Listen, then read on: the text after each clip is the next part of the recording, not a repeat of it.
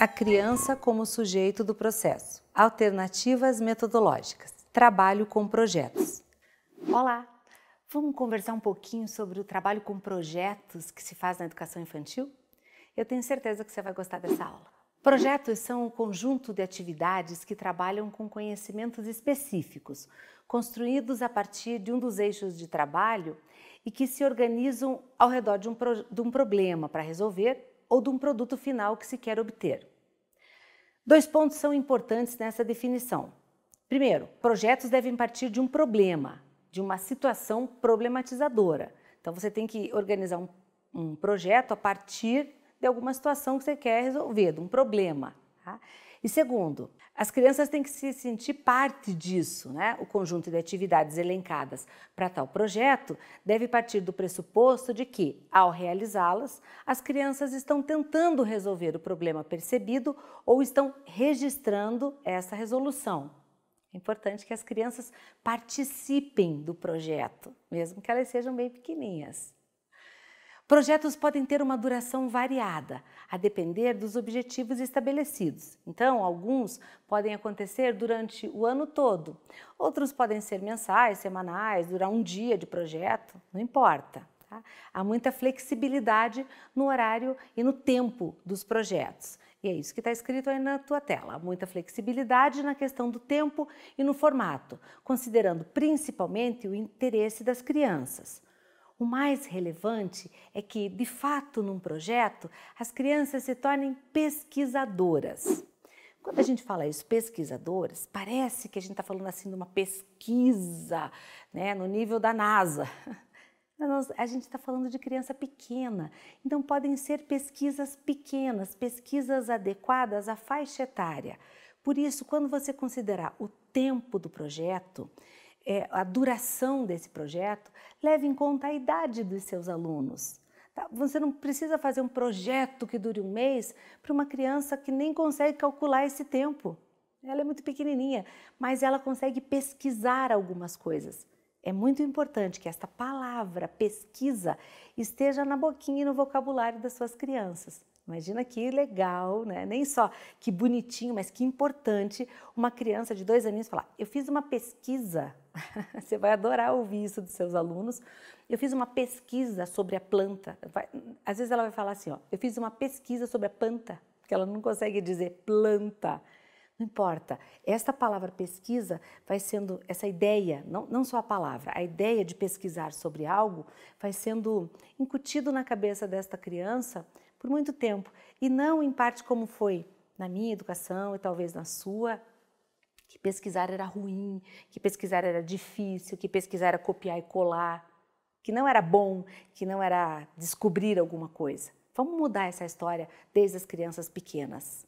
Esse é o desafio como professor, né? Você aí que é professor, que é pai, que é mãe, é nosso desafio. Vamos pesquisar se dá certo. E dá, né? Vamos pesquisar. Então vamos lá, envolvimentos, laços, desafios e significados. Projetos podem gerar práticas de trabalho muito eficientes, com grande envolvimento das crianças, uma vez que elas percebam que esse trabalho escolar tem significado e é realmente desafiador. Olha que bonitinha essa imagem, né? Das mãos em cima. E sabe que tem mão de criança de todo jeito, até de unha pintada, não é assim mesmo? É, a gente pode gostar ou não, mas é assim que é. Projetos também oportunizam que se desenvolva um trabalho em equipe, fortalece o laço afetivo da criança. Lembre que na educação infantil, a criança também está passando por um desenvolvimento emocional e aprendendo a conhecer o outro, a compartilhar com o outro, a ser amigo do outro. Ela ainda é muito focada nela mesma, ela faz birra, ela quer tudo para ela. Isso não é, por favor, professores, não é egoísmo. Isso é aprender a sair de mim para partilhar com o outro.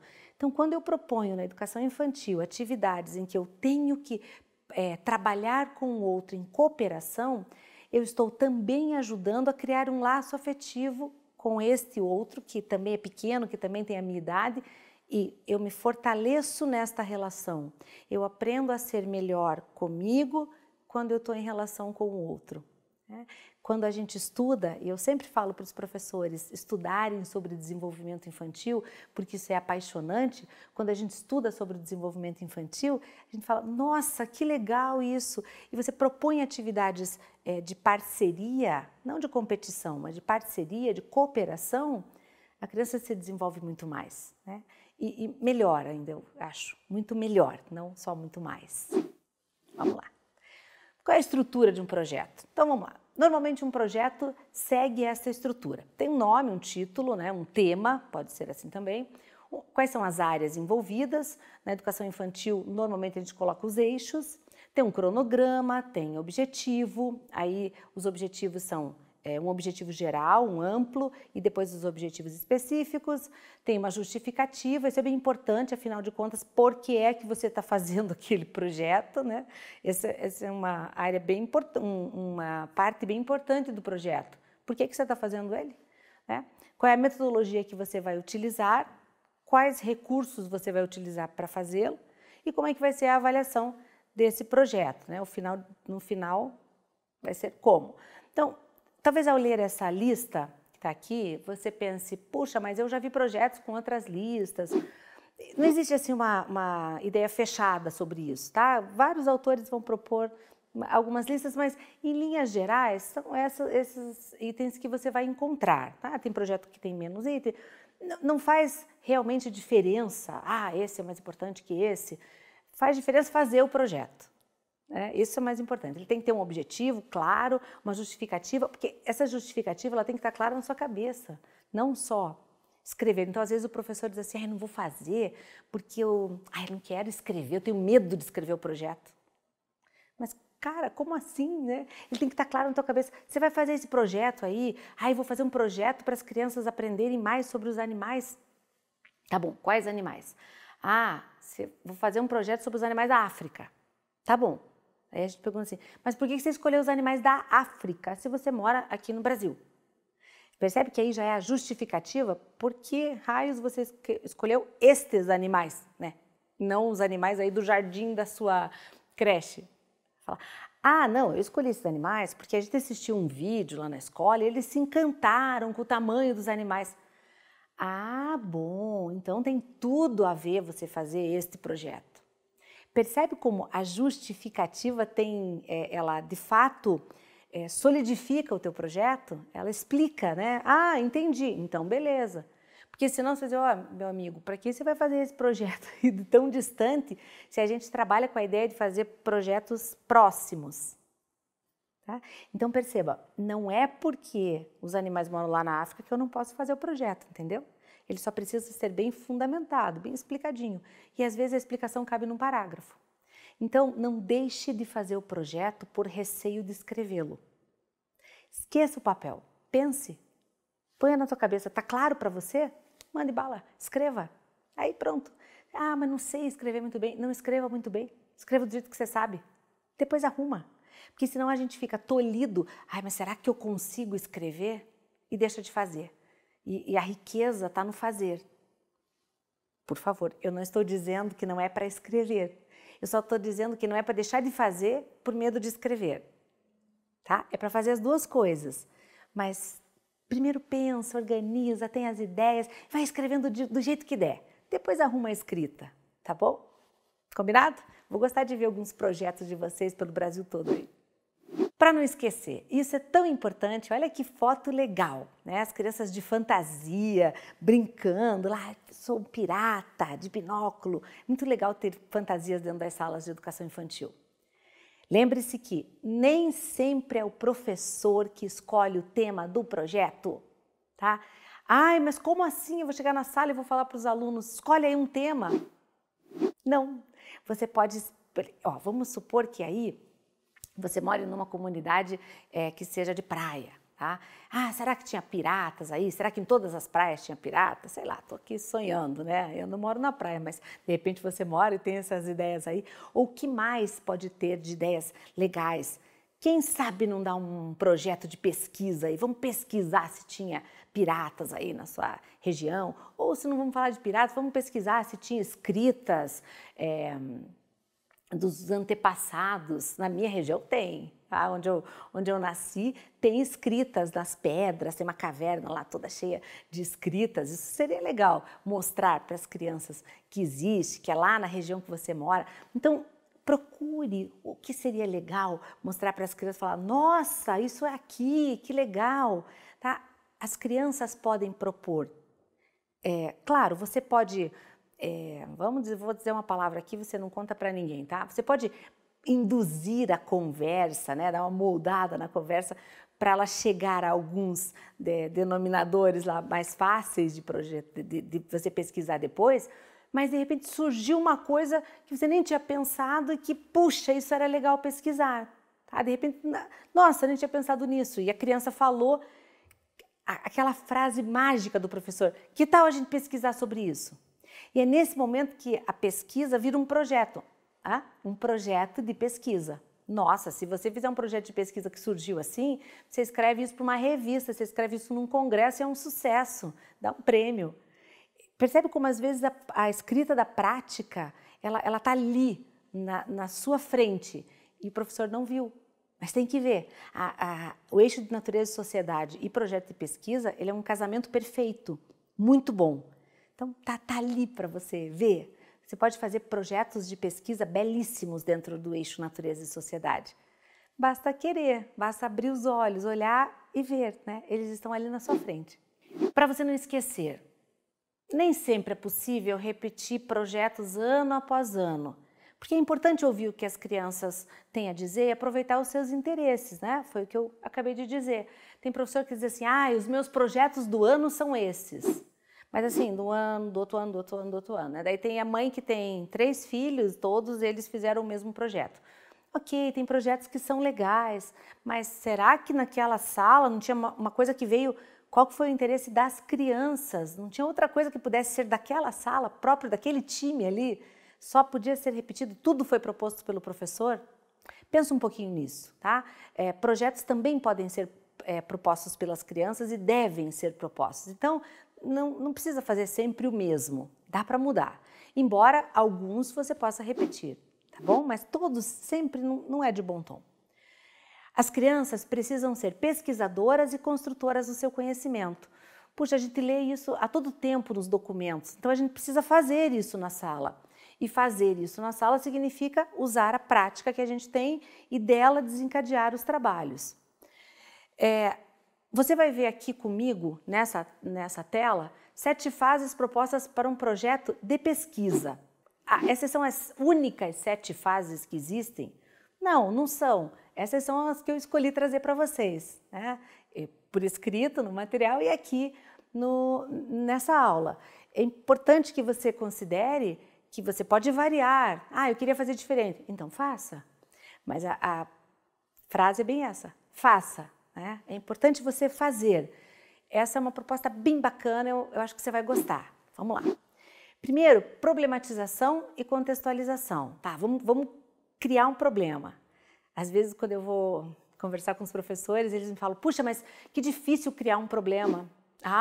Difícil. Aí você chega lá na sala e você tem 1000 problemas a tarde inteira.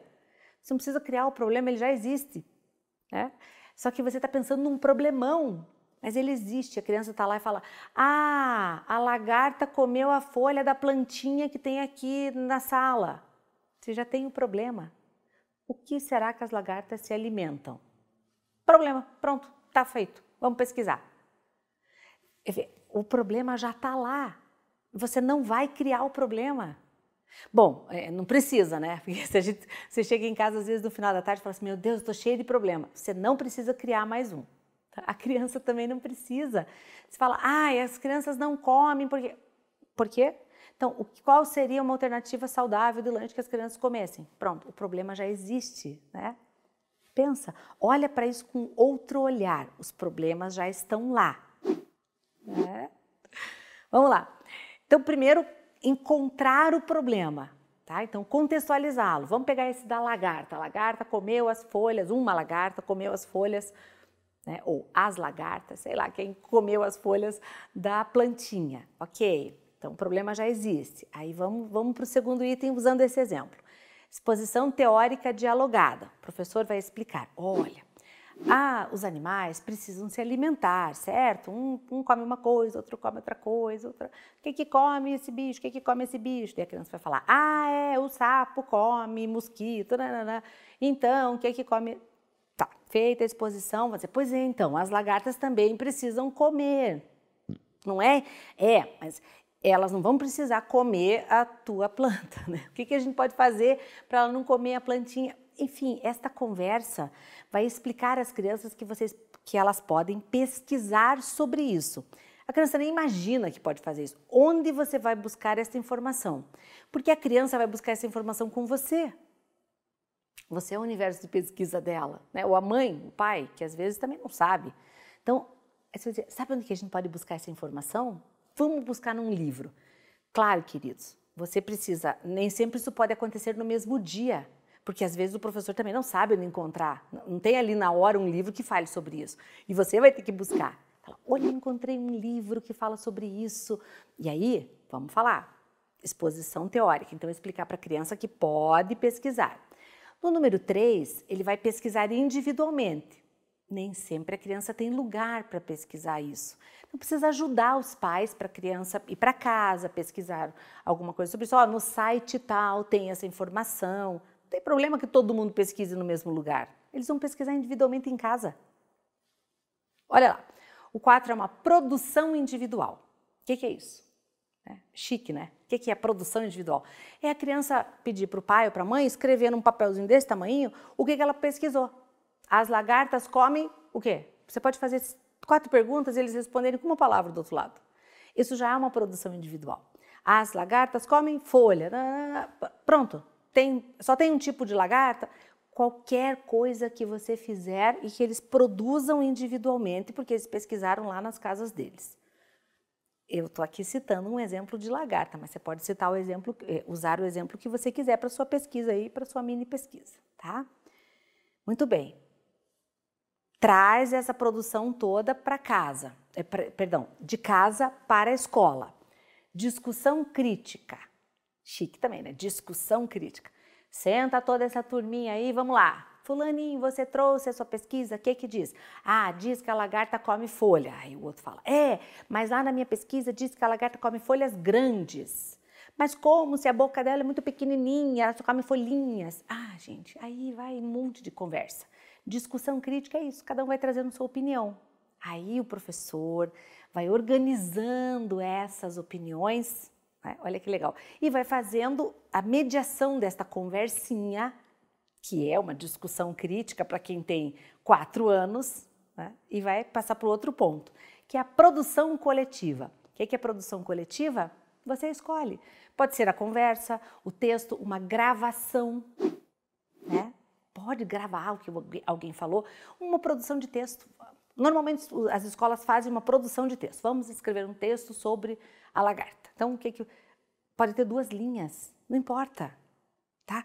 Claro, quanto mais o tempo passa, ou talvez pela densidade da pesquisa escolhida, maior fique. Pode ter uma pesquisa que gerou um texto grande, outra que gerou um texto menor. E aí, se você estiver trabalhando lá outros temas, ou em língua portuguesa, que você possa incorporar, você ensinou uma música da lagarta, aí você usa tudo isso no mesmo pacote, né? Não vai fazer...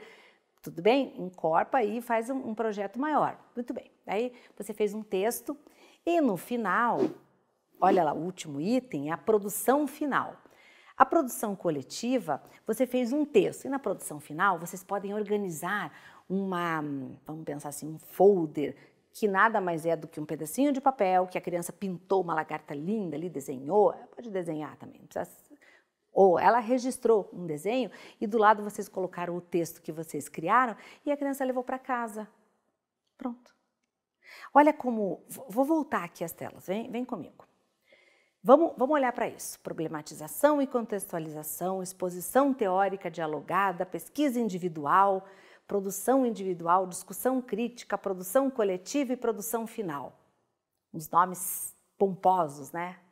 Mas quando você traduz isso para situações de educação infantil, para situações reais de trabalho com a criança, não fica mais fácil? Então é isso. O projeto é possível um projeto de pesquisa com crianças pequenas, é bem possível e ele tem que acontecer, mas ele só vai acontecer se você aí do outro lado da telinha, quando o professor na sala de aula puser a mão na massa.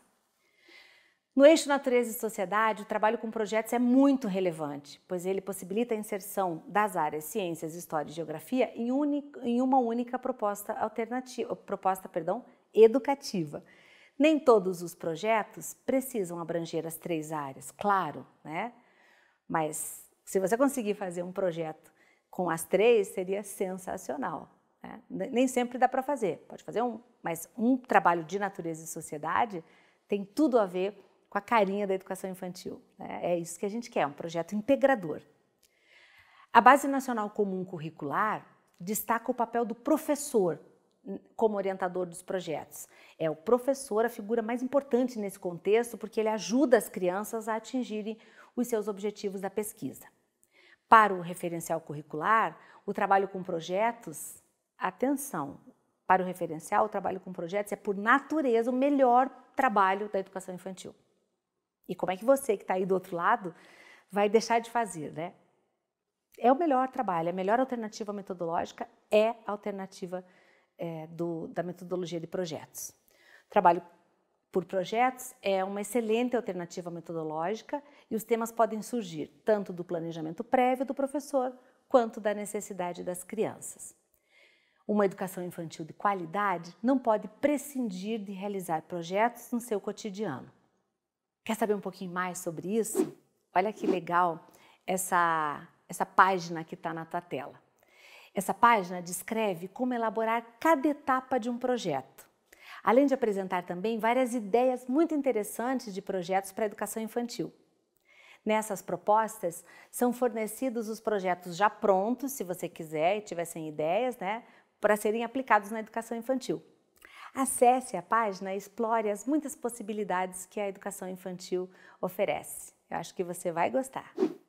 Concluindo, o trabalho com projetos é uma excelente alternativa metodológica, talvez uma das melhores dentro da educação infantil.